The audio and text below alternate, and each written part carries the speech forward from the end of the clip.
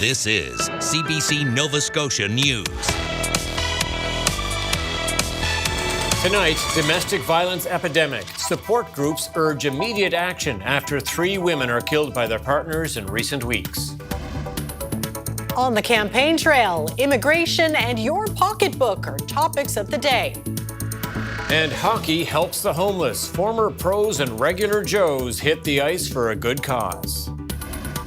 A quiet start to Friday with increasing clouds, some late-day showers, and a big shift coming Friday night into Saturday with some gusty winds and a few flurries. Your full forecast is coming up.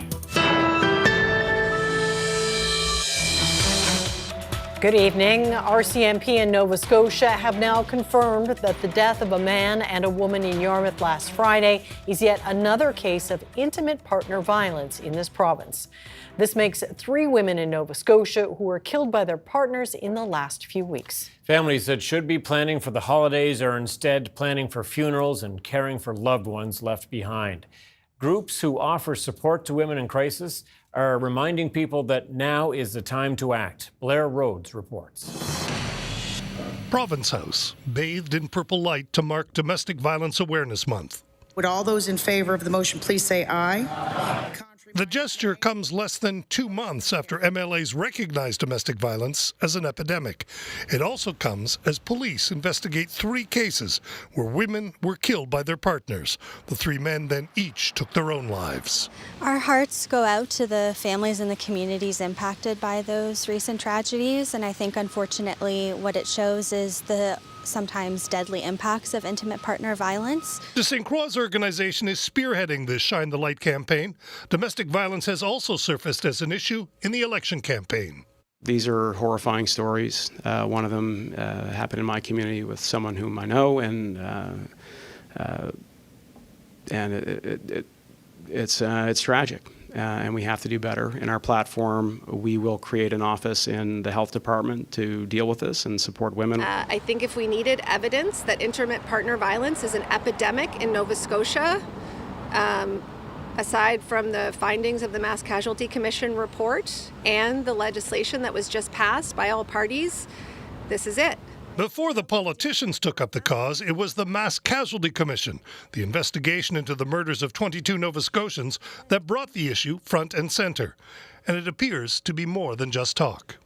In the most recent provincial budget, we did see an increase in core funding for our transition houses and women's centres in the province, which was the first in over a decade. So again, that was a positive step, but I think more needs to be done. The Transition House Association is canvassing politicians in this election to find out exactly what they'll do about the issue. In the meantime, they'll continue to bathe landmarks like Province House in purple light. Blair Rhodes, CBC News, Halifax. In a statement this afternoon, PC leader Tim Houston said domestic and gender-based violence is an issue his government takes very seriously. He promised a PC government would continue working with organizations to support the recommendations from the Mass Casualty Commission report and in all efforts to end the ongoing epidemic of domestic violence. The commercial bakery oven where a woman was found dead in a Halifax Walmart is being removed. The company confirmed the equipment is being taken out but has not provided a reopening date. Gersimran Kaur's body was found in the Mumford Road store's oven nearly 3 weeks ago. Walmart said in a statement that the oven is being removed and will no longer be used. The company said removing the oven is part of a standard remodel program being implemented across the country. Meanwhile, the Department of Labour says its investigation is ongoing. Halifax police have no updates on the case today. Halifax police have charged another person in relation to the stabbing of a 16-year-old outside the Halifax shopping centre last April.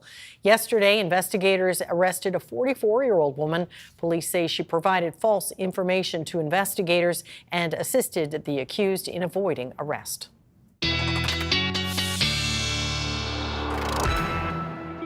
Time to check on the weather now. Here's Ryan Snoddon. Yes, a cool down and sounds windy tomorrow or the next day. Yeah, that's right. Saturday really tracking the wind, and tomorrow will be breezy as well, Amy. And we are looking at this next system that's coming in. Not a big system, but one that will be certainly making its presence felt. Temperatures today, mainly single digits, but some double digits, even low teens down to the south and west.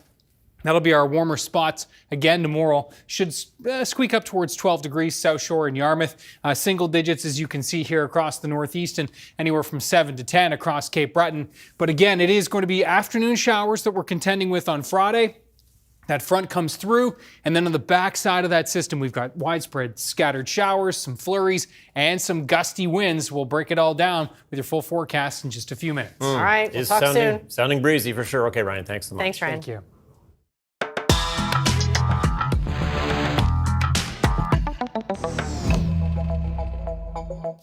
The three-party leaders were all making promises again today. Two were talking about making things easier for cash-strapped Nova Scotians, and the other was focused on immigration. Jean LaRoche has today's roundup of political pledges. Two of the parties making pocketbook promises today. The PC's promising if they're re-elected, they'll eliminate parking fees at hospitals and other healthcare institutions. The NDP promising to take taxes off groceries and a couple of other essentials. Free parking, it may not sound like a big deal to some, but there are no small investments in healthcare, and it adds to the parking for, especially for people working in facilities, can add up to hundreds of dollars each year for sure. With the measures announced today, an NDP government will save the average Nova Scotian household $1,300 a year. We'll start by removing the HST from essentials, like all groceries, internet, and cell phone bills. And we'll also drop the HST from buying and installing heat pumps. The Liberals today focused on a different cost, the high price they say Nova Scotians are paying for this government allowing too many people to immigrate to the province. They say they'll do a better job if they're elected. We are built on the backs here of immigrant populations. But we just need to do it in a responsible way so that we're not harming people here, so that we're not creating a further housing crisis and driving prices of everything up. And so that people who live here aren't harmed, and so that people we're recruiting here and choosing a life in Nova Scotia can actually find the housing, doctors, and services that they need. So far in this campaign, the Liberals, the only party to release a fully costed platform. We expect to see the PC plan tomorrow. As for the NDP, they're hoping to have one ready to release as early as next week. Jean LaRoche, CBC News, Halifax. Buildings in Dartmouth had to evacuate this afternoon, and the McDonald Bridge is still closed thanks to a damaged crane. A spokesperson for Halifax Fire told CBC News that some supports were not connected to the main frame, and there were concerns the crane could twist and fall. The crane was working on a building off Lyle Street. A number of homes and businesses nearby had to be evacuated, and the nearby areas are closed until further notice.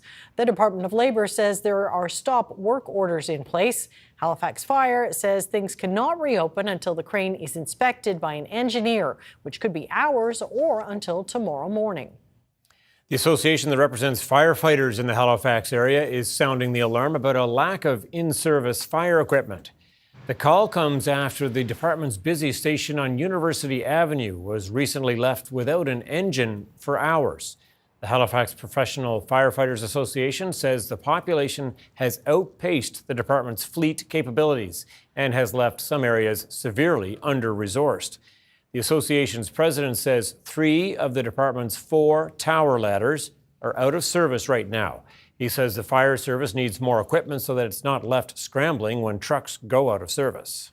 You know, the communities are all growing, population density is increasing. It's harder for us to get around the city in traffic as we're slower getting to locations for service that are further away. All of this has to be considered as part of a system where we need to invest in building stations, we need to invest in hiring firefighters, and we need to buy fire apparatus every year to keep up with the demand. In a statement, the municipality says the tower ladders will be back in service soon and more apparatus is expected to start arriving next year. There's been a big increase in the number of people experiencing homelessness in eastern Nova Scotia.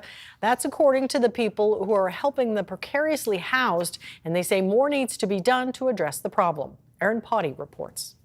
In the month of June, a new study found there were 700 people experiencing homelessness in Cape Breton, Antigonish, and Guysborough. That represents a 72% increase in homelessness compared to just 3 years ago. For us, hearing those numbers sort of is a sad confirmation of what we hear every day in our job. The study was put together by 2 working groups in partnership with Cape Breton University. The groups met on Thursday in Membertou to release the report. Where we're seeing the biggest jump is, first of all, with people who are at risk of homelessness. So these are people who, by and large, are in such financial straits. Their economic situation is so precarious that they are on the verge of losing their housing, or perhaps they have already lost it. For example, they're facing a foreclosure.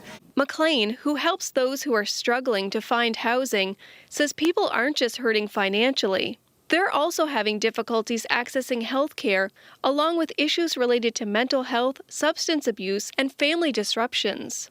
There's many converging, very, very tough circumstances that all of us are dealing with right now. And unfortunately, for people who, are vulnerable, that might mean that they might lose their home and end up on the street where otherwise they may have been able to remain housed. The study counts people living in cars or encampments, those in emergency shelters, and those who are temporarily housed or at risk of homelessness. Levette and Reed says federal and provincial efforts clearly aren't going far enough. Yes, they're spending some money on new builds, on operating costs for supportive housing projects.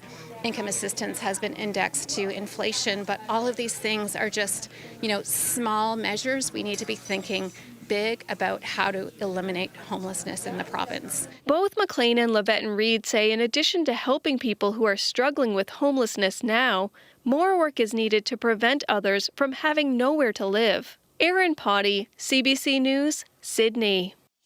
Well, more than 300 hockey players from around the region are getting ready for a fundraising tournament they hope will make a big difference in the community. That's right. They're making up 22 teams that will play in the Hockey Helps the Homeless event.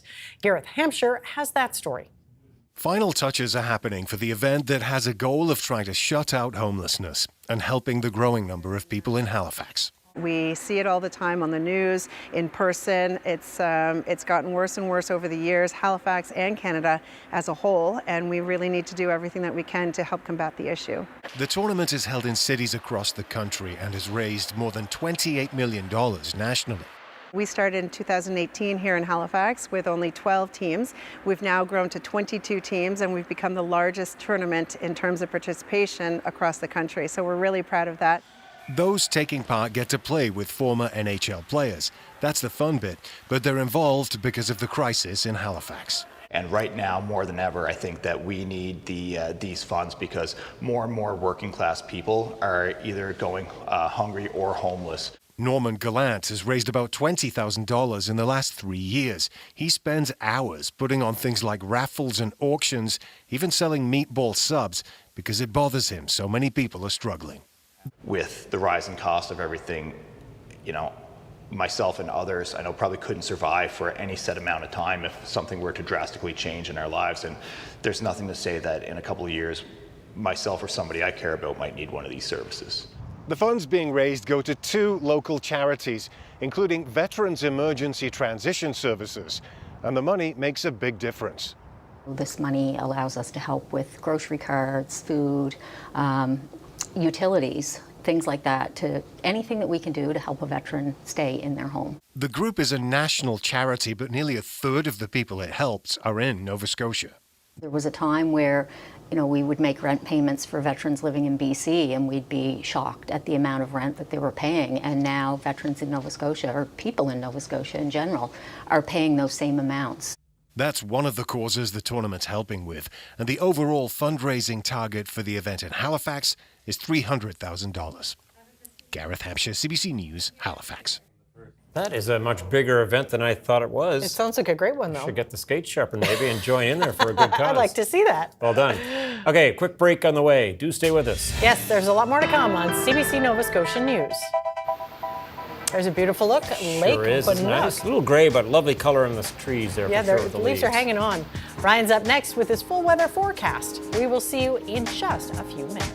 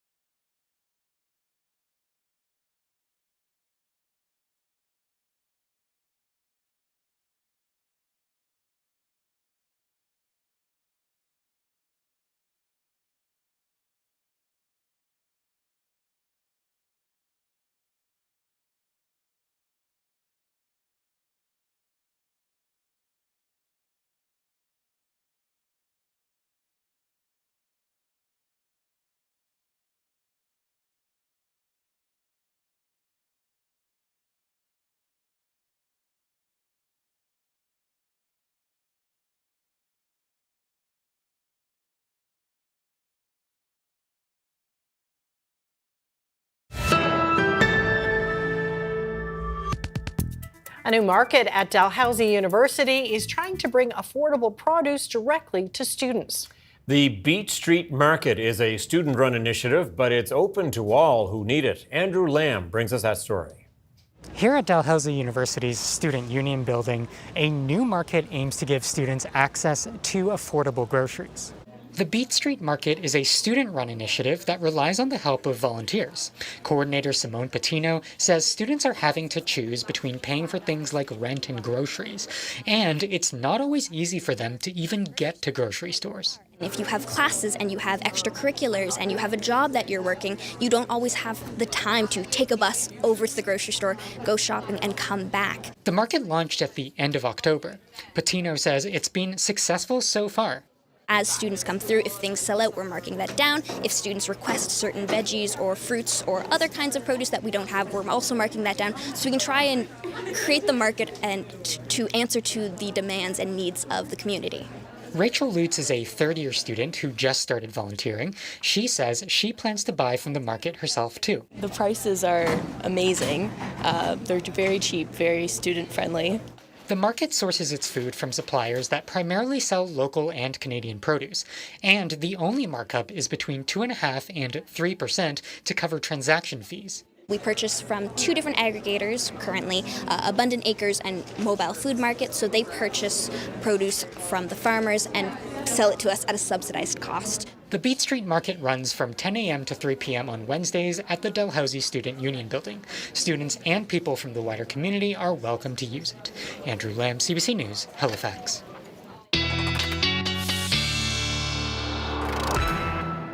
All right, we all know that Ryan's a really smart guy to begin with, but he went back to school today. I know. And did you learn anything? Yes, of course. They're always keeping me on my toes with the school visits. And of course, virtually now, so I can visit many different parts of the province virtually, which is great. Today, not too far away at Tantallon and the grade 2s. Tantallon Senior Elementary School. And they were a great group, very, very attentive, lots of great questions. Talked a lot about the seasons today and the Earth's tilt and how that's super important for allowing us to have different seasons here. And so thanks to the grade 2s at Tantallon Senior Elementary for having me, and look forward to more school visits over the next few weeks. You know what? It's a pretty nice evening out there right now. That is the moon, which is shining down at Lockport Beach. Nova Scotia webcams live shot there. And yeah, it's going to be a pretty nice night for stargazing, as we do continue to see those skies kind of clear out here over the next little bit. Still a chance for a shower over the next little while in through the northeast of the province, but overall it is super quiet, and we're looking at those temperatures right now ranging between right around 4 and 10 degrees still hanging on at back row there, 5 to 6 degrees in through Cape Breton, and the winds a little bit persistent still from that northwest. Those are going to continue to ease tonight as well, gusting 30 to 40 kilometers per hour in through the northeast. And you folks in Cape Breton are going to continue to see those showers sailing in here over the next, say, 4 or 5 hours. And then as you'll see with the future tracker, those will kind of wind down. There is still a slight risk for Inverness County, even into tomorrow morning. We'll time that out in just a second. Note that front sinking to the south, and we are looking at this little ridge that's tucking in here that will allow us at least a little bit of quiet weather tonight into tomorrow morning before our next system starts to approach. That next system will bring the building clouds and, yes, also bringing those chance for showers moving in throughout the late afternoon, more so through tomorrow evening and into the overnight. All right, so let's look at those temperatures out there right now, and our jet stream not popping on here for some reason, but we are looking at that jet still dipping way down here and then kind of exiting towards the New York City area. So the cooler air creeping down further to the south and east, and the warmest of temperatures now sandwiched down into the very south and west of the United States. Now, as we look at temperatures here closer to home tonight, we're going to be looking at right around the freezing mark, with those northwest winds becoming light. That chance for showers in the northeast, pretty persistent even into tomorrow morning, as we said, for Inverness, as we look at the timeline of this. So there's 11 o'clock, wrapping up for the mainland, certainly by morning, but that risk of maybe a wet flurry or a shower for Inverness and Victoria counties, hanging on till around 6 a.m. tomorrow morning. But I think we're pretty much in the clear for tomorrow morning. And then into the afternoon, what we're going to see is that cloud really building in. Once again, Cape Breton looking at that greatest risk for the afternoon. The northeast coast, Colchester, Cumberland, Cobequid Bay, down to the Annapolis Valley, more so than what this model is showing, that at least that chance is there for tomorrow afternoon. Temperatures ranging between 8 and 10 degrees across Cape Breton for tomorrow. Those winds go from northwest early on to southwest into the afternoon, 20 gusting to 40 kilometers per hour. The rest of the mainland looking at temperatures ranging between 9, 10, and 11 degrees with those southwest winds gusting to 50 kilometers per hour. So a breezy day, but not too bad. And we are going to be looking at, again, that chance for showers creeping into the valley, but the South Shore, Halifax likely holding off until tomorrow evening for that risk for showers. Now, note Friday evening, that front does come through. By the time we get to Saturday morning, a pretty cloudy day. Best chance for showers is going to be in the east. And yes, those are flurries in pink and purple and blue. That's the greatest risk for flurries will be Cape Breton, but also higher terrain areas along the 104 on Saturday. And can't even rule out a flurry extending down towards the valley, Bridgewater, Halifax. Can't rule it out into the afternoon. Yarmouth looks like you're going to be on the outside looking in. But overall, the big theme on Saturday is going to be those winds. So note the winds here go from southwest to northwest Saturday. Widespread gusts, pretty gusty early on in the day for the Digby Neck and Tri-County area. And then we're all gusty through the midday time period. Easing a little bit here in the afternoon in the west. Still gusting very strong in through Cape Breton. Could see this is our best chance of gusts to 90 kilometers per hour will be across Cape Breton Saturday afternoon into Saturday evening as that system does start to depart. And then for Sunday, we're looking at this area of high pressure moving in, settling things down. Not a bad Sunday. Monday, still looking at that pretty good chance for some showers. The timing is everything, Tom and Amy, but it does look like at least maybe the western half of the province will run the risk for some showers for the ceremony. So we'll keep you posted more on that tomorrow. Stay tuned. We'll want to know. Okay, thanks so much, Ryan. Thanks, Ryan. Thank you. Coming up, New Brunswick border town residents express anxiety after U.S. neighbors elect Donald Trump.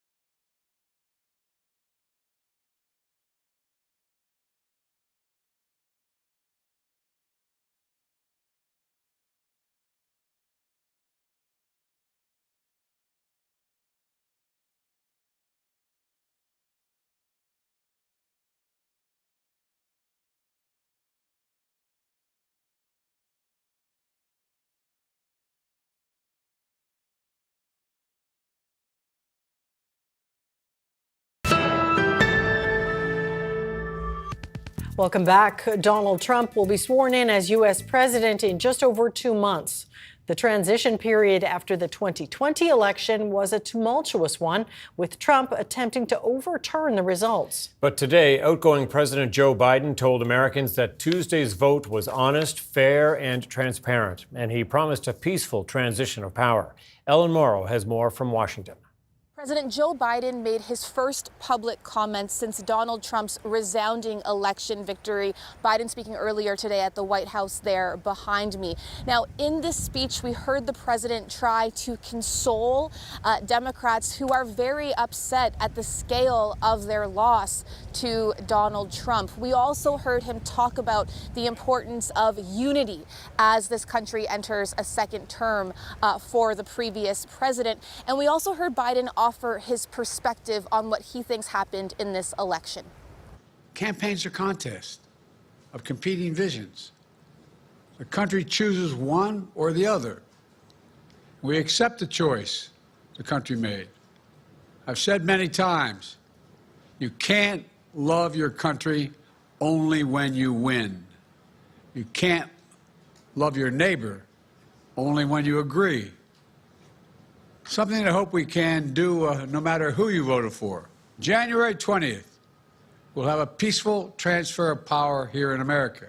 So President Biden tried to strike an upbeat tone, but there are a lot of tough questions for Joe Biden in this moment. A lot of Democratic soul searching, even infighting. Questions like, what if Joe Biden had stepped aside as the Democratic nominee sooner? What if there was time for the Democrats to have a proper primary process instead of Joe Biden holding on and refusing to step aside until July? Lots of questions of what could have been had that not have happened. Now, in terms of the Donald Trump transition, Joe Biden talked about that as well, saying that he's spoken to Donald Trump and that he will do what he needs to do to ensure there is a smooth and peaceful transfer of power. Donald Trump did not make that call to Joe Biden back in 2020 when the roles were reversed. Now, Donald Trump has about 74 days before he takes office. There's a lot of work to be done in any transition.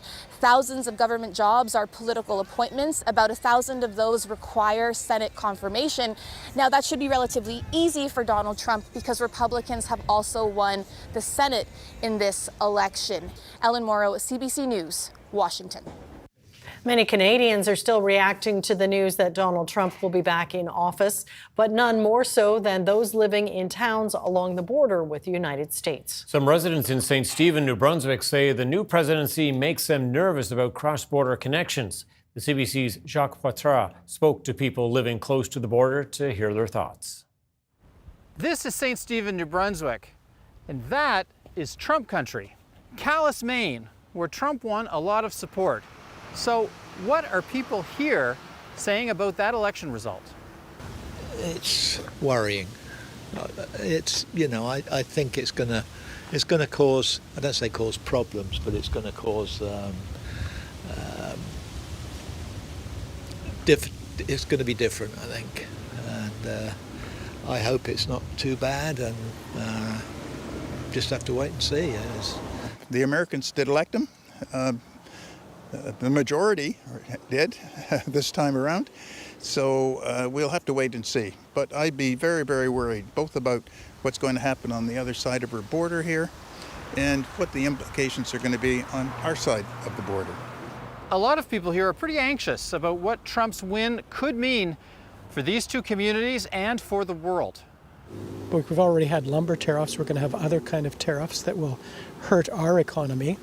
I think it's going to be hard to get along with some of the plans that they will have about how they want to prosper the United States at the expense of their trading partners.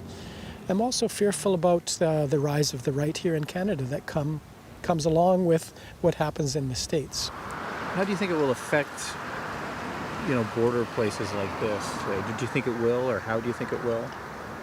Where there's a fair amount of movement across the border and people know each other. Well, it depends on how the Canadians feel about us. Maybe they won't want us to come in anymore. These two towns are very closely connected, and any political disruption like terrorism or a pandemic can also disrupt those ties. Well, since 9/11 and COVID and whatnot, I mean, we used to just walk back and forth, and you know, it was quite easy. So it's not the same as it was. At least I don't think so, anyway. But I mean, well, it was interesting. I usually walk up to the bridge about this time of day, and it's always packed in both directions. This morning, wasn't a car on the bridge for a couple of minutes. Nothing. So I don't know. Is that an omen? No idea. I just find it hard to believe that the majority of my fellow citizens would have voted for somebody who is an adjudicated rapist, a 34 times felon, and obviously clearly unfit to be president of the United States. It's very sad.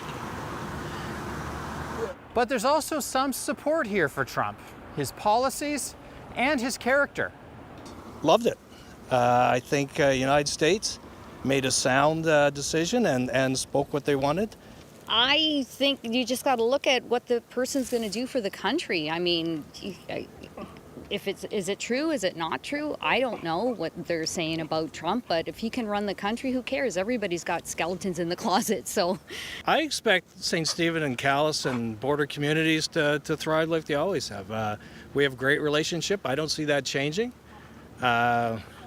I think their election last night was for them. They made a decision that was very overwhelming. I think we'll have the same thing when our turn comes. We are our own country. We have our own values, so we'll see.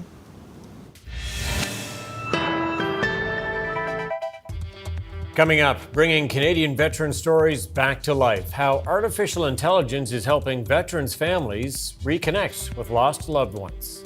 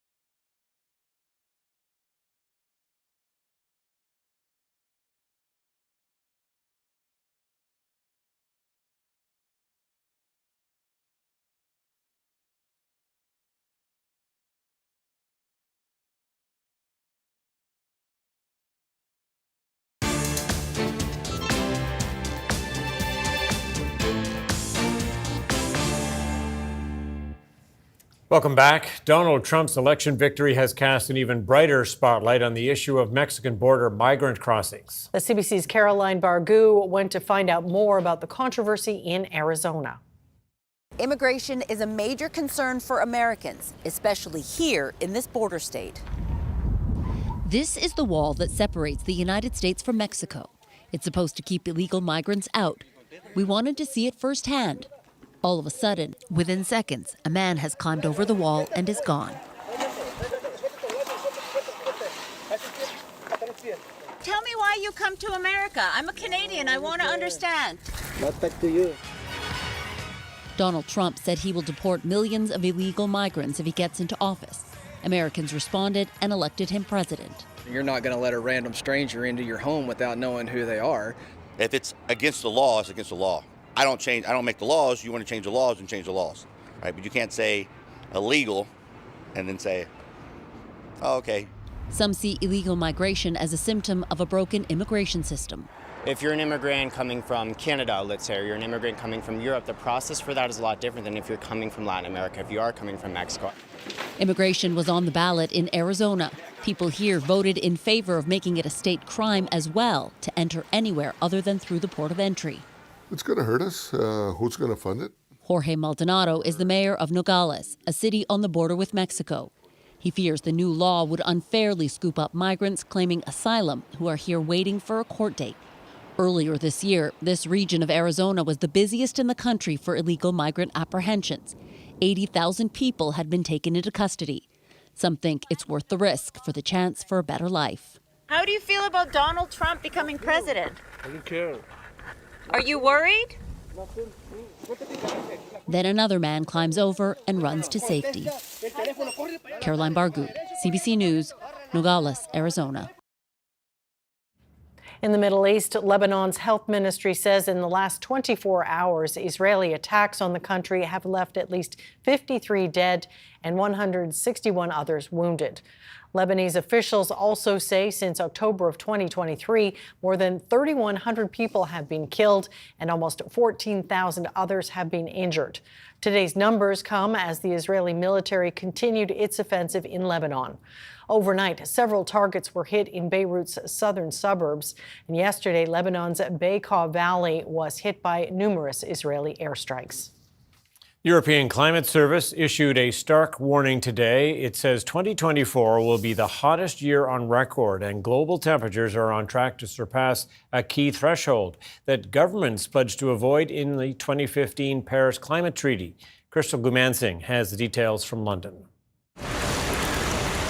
2024 is set to be the warmest on record. The previous record year was just last year, 2023. Global scientists say, based on the data that they are looking at now, the rate of global warming has been increasing 1.62 degrees from the record set at the start of the Industrial Revolution. Now that number, 1.62, is important because it's higher than that benchmark of 1.5 that world leaders and global scientists said was important to keep the rate of warming to. That benchmark has changed over the last little while, that it now had kind of pivoted to under 2 degrees Celsius, but they say that that is still a critical rate. And based on this new information, officials say that the concentration of greenhouse gas emissions could continue this trend. The atmosphere, unfortunately, react to the concentration of greenhouse gases, not to our pledges or our desire. So concentration have gone up for one reason or another, and the climate system has warmed up as a consequence. So because of that, we see the record. It was bound to happen because of the warming of the climate system. This new information is going to be talked about at COP29 when world leaders gather in Azerbaijan. Now, what, if any, changes they'll implement, we don't know. One factor that could play a role is the election of Donald Trump. The last time he was in office, he withdrew the United States from the Paris Climate Agreement. If other nations will maybe start to deviate away from that agreement, we don't know. So a lot of attention is being paid to this new and disturbing trend that we're seeing and this record being set for 2024. Crystal Gamansing, CBC News, London. The devastation of this summer's wildfire in Jasper was overwhelming. Equally overwhelming is the cleanup, and a big part of that undertaking will fall on individuals. The CBC's Acton Clarkin reports. The mammoth task of removing wildfire debris in Jasper is underway. It's one of the largest Canadian projects of its kind ever, and a complex process to get it all out. Parks Canada owns all the land in town because it's within Jasper National Park. People who've built homes here lease the land from the feds, but own the actual structures on it. Those leaseholders are the ones responsible for debris cleanup. 1/3 of structures in the town of Jasper burned in July's wildfire, including hundreds of homes. And the cleanup is expensive, estimated to be between $48 and $56 per square foot for traditional homes and between $27 and $32 for mobile homes. That's where insurance policies come in. Jasper is the second costliest wildfire in Canada's history for insured damage. The insurance company is there to try to help control costs, to make sure that they're protecting the insurance policy limits, because many insurance policies have finite limits for debris removal and rebuilding. For that work, people are allowed to use whatever contractor they want, but construction management company Ellis Dawn has been chosen by a group of insurers to lead and streamline the removal process. Ellis Dawn is working with multiple contractors to handle all the steps. No matter which company people choose, recovery officials are encouraging folks to sign up with a contractor as soon as possible. We're all working towards this collectively, and the faster we can have all the leaseholder authorizations signed and people committed to debris removal, the faster we'll be on our way to a complete recovery. For safety, wreckage samples from each site are sent to a lab for toxin testing. The biggest risk is asbestos. So the safety process we do is just watering our debris down to keep the dust particles down. And then if there's any dust, we kind of just soak it a little more. We bag all of our bins that come in and out here. Some of the material may be recycled, but most of it will end up here at the West Yellowhead Regional Landfill just outside the town of Hinton. The entire debris removal process is expected to take until spring 2025. Just one element of many on the road to rebuilding Jasper. Acton Clarkin, CBC News, Jasper. Australia has announced it's preparing to ban all social media for kids under 16. Social media is doing harm to our kids, and I'm calling time on it. Australian Prime Minister Anthony Albanese said his government will introduce measures that could become law in late 2025. A trial is underway right now in Australia on an age verification system to stop children from accessing Facebook, Instagram, TikTok, and other platforms. The proposed legislation would include some of the toughest controls imposed by any country to date. Monday is Remembrance Day, and this year some modern technology is helping people connect with the past in a whole new way. A Canadian veteran has helped develop an app that scans soldiers' grave sites to tell their stories. Ashley Burke tells us how it works and how it is keeping memories alive. I have the letter that my grandmother received telling her that her husband has been killed. The story of Matthew Chater's grandfather detailed in these records from the Second World War. He felt the need to stand up against something that wasn't right in his eyes, and he did so. I'm proud of that. In 1944, Walter Chater was among the troops who stormed the beaches of Normandy into Nazi gunfire. He became a motorcycle dispatch rider and died at 32 after hitting a landmine.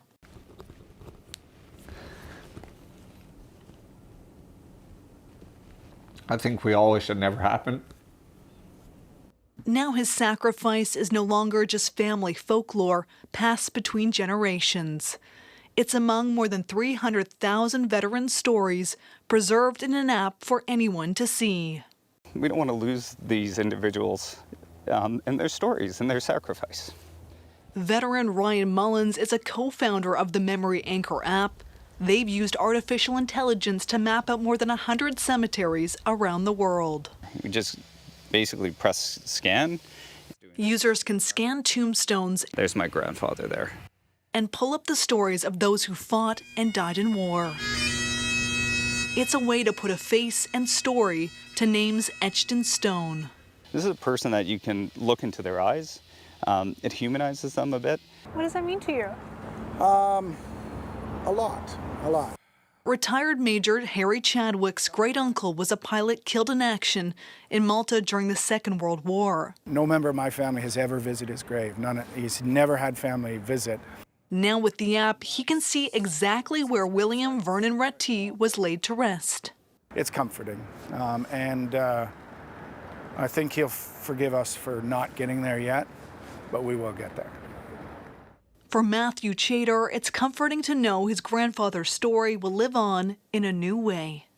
Ashley Burke, CBC News, Ottawa. Researchers in Prince Edward Island are hoping the sandhopper population on the province's beaches has started to rebound. Those are the little bugs that jump around at the beach. And they were devastated by post-tropical storm Fiona. Nancy Russell has more. These scientists are searching for a tiny beach creature called an amphipod. Their population here on PEI's North Shore was hit hard by post-tropical storm Fiona 2 years ago. Now researchers are here on the beach looking for them, hoping they are making a comeback. Amphipod is a crustacean, so a lot of people mistake them for insects because you'll see them on the beaches. They kind of jump around and they look a bit like bugs, but they're not. They're closer to lobsters or shrimp.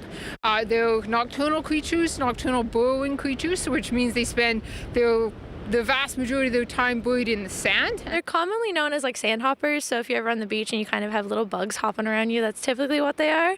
But framing them in a more scientific concept and understanding why they're important is always valuable. Amphipods are important, researchers say, because they play a key role in the ecosystem here on the beach.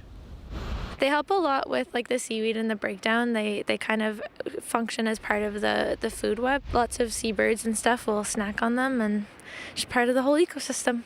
Devin Lynn has been doing this research on amphipods since 2019. The first project involved studying the impact of light pollution on the tiny nocturnal creatures, comparing amphipods on PEI to ones in Chile, where they are exposed to lots of light. Then came post-tropical storm Fiona, devastating these North Shore beaches where the amphipods had been thriving. That's Dalvey, Covehead, Brackley, and North Rustico beaches. Their population numbers went up right before Fiona happened. Then Fiona happened, and the overall average decrease in population numbers was over 90%. Now, 2 years after Fiona, researchers are here every 2 weeks on the full moon and new moon. We're hoping that the natural ecosystem can bounce back quite quickly. If they don't, then, that's something that is good to know, because then in future storms, we can have an idea of then how much more careful we have to be with these beaches. Devin Lynn will spend the winter adding up the samples she has collected over the summer and fall, hoping to find whether the amphipods have made a comeback or still need more time to recover. Nancy Russell, CBC News, Dalvey.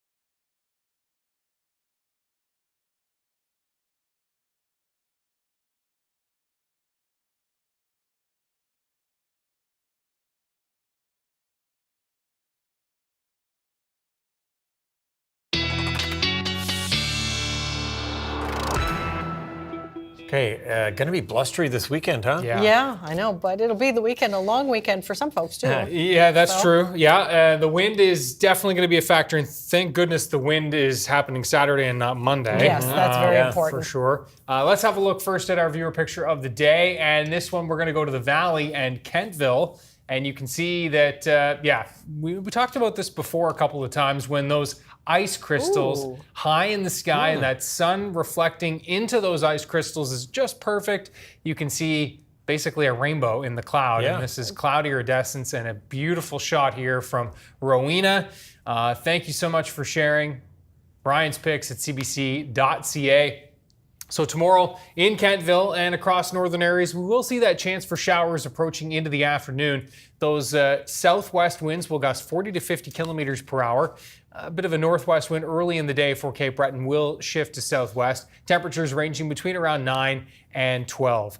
For Saturday, we're looking at temperatures ranging between around 3 and 6, so it is going to feel much cooler. That northwest wind again will be gusting widespread 60 to 80 kilometers per hour. Strongest gusts, of course, along the coast. Looks like most of us will probably be in the 70 to 80 range, and we could see some gusts approaching 90 for Cape Breton. Lighter winds on Sunday with a mix of sun and cloud, and looking at, again, those showers for Remembrance Day, hopefully holding off till the afternoon. Yeah, fingers crossed. So. Okay, thanks, Ryan. Well, they are big, strong, and tough, and they are about to become Olympians. Flag football has been added to the 2028 Summer Olympics in Los Angeles. I think flag football is this opportunity not only for girls, which I spoke about, to play, but for more people, for parents who may not have put their sons in tackle. Flag football is an opportunity to play. If you think about internationally how people can experience football, flag football is just so much more accessible. Stephanie Kwok became the NFL's first ever head of flag football. Her goal is to generate interest in football at the grassroots level around the world, and she feels that introducing football to the Summer Games is a step in the right direction. Flag football has been popular with women and girls for decades, and in recent years it has become a competitive sport in many high schools. Nice. One we'll watch at the Olympics for sure. Yeah. That's it for us tonight. Thanks so much for watching. We'll see you next time. Good night. Good night.